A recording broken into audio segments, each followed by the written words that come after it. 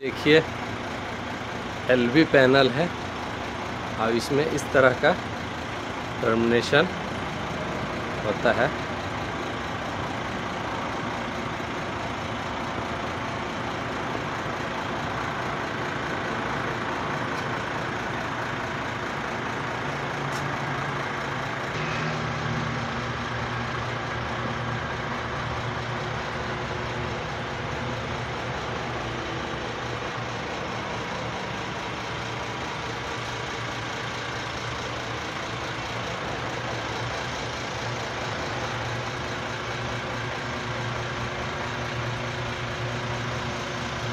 इस लक्स को बोलते हैं बोतल लक्स।